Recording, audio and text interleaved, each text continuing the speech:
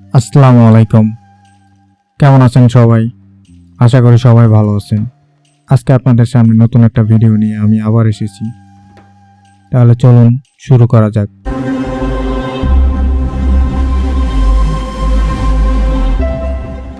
আজকে আমরা যা যা জানবো এগুলো হয়তোবা বিশ্বের কাছে এখনো রহস্যময় হয়েই আছে।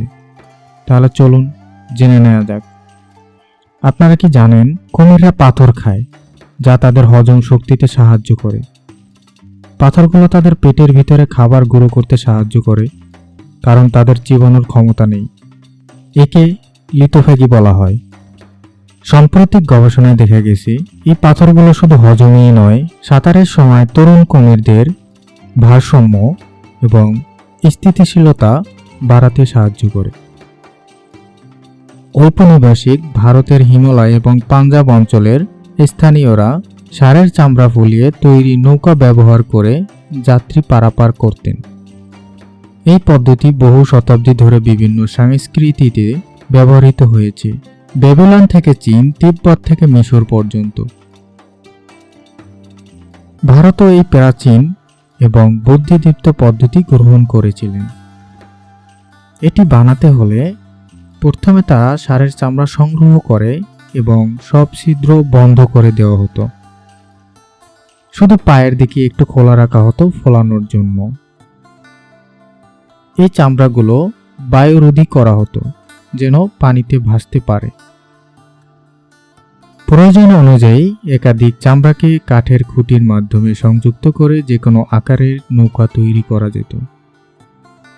চামড়ার উপরে কাঠের আসনে বসানো হতো যাত্রীদের আরামদায়ক ভ্রমণের জন্য, এবং প্রয়োজন হলেই যাত্রাপথে চামড়ায় বাতাস দিতেন।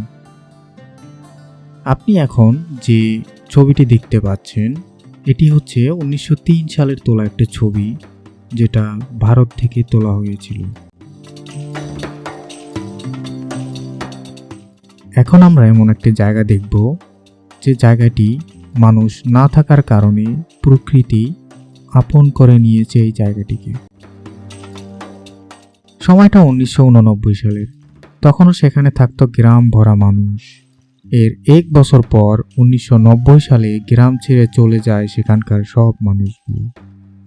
মানুষ গ্রাম ছেড়ে চলে যাওয়ার পর প্রকৃতি গ্রামটিকে নিজের মতো করে সাজায়। এই হচ্ছে এই গ্রামের বর্তমান অবস্থা।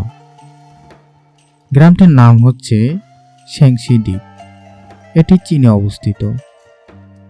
গ্রামটিকে ছেড়ে দেওয়ার পিছনে কোনো প্রকার বিশেষ কারণ নেই। মূলত তখন মানুষ শিক্ষা এবং ভালো কাজের জন্য ওই স্থান ছেড়ে শহরে যেতে থাকে। এইভাবে ধীরে ধীরে সেই গ্রামের খাদ্য সহ নানা ধরনের সমস্যা দেখা দিতে থাকে। তাই অবশেষে সেখানকার মানুষ গ্রামটি পরিত্যাগ করতে বাধ্য হয়।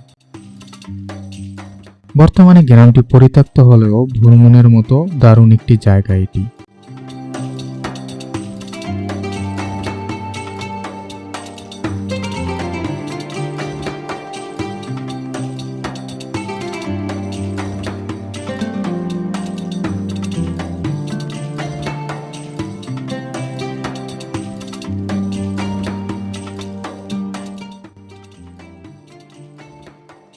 ছবিটিতে কি দেখতে পাচ্ছেন? পানির নিচে ইটের তৈরি একটা রাস্তা, তাই না? আসলে এটি হলুদ ইটের তৈরি কোনো রাস্তা নয়। সমুদ্রের তলদেশে আগ্নেয়গিরির একটি শিলা এমনভাবে ভেঙেছে যে এটিকে ইট বিছানো রাস্তার অনুরূপ বলে মনে করা হচ্ছে।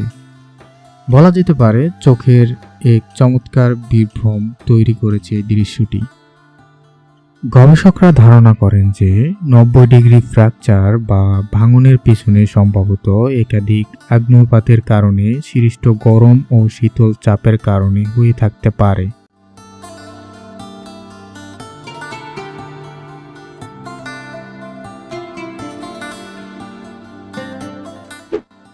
আজকের ভিডিওটি কেমন লাগলো? যদি সবার কাছে ভালো লেগে থাকে তাহলে আমাদের চ্যানেলের সাথেই থাকবেন। আজ এই পর্যন্তই। নতুন ভিডিওর জন্য সবাই আমাদের সাথে থাকবেন অবশ্যই। সবাই ভালো থাকবেন, সুস্থ থাকবেন। আল্লাহ হাফেজ।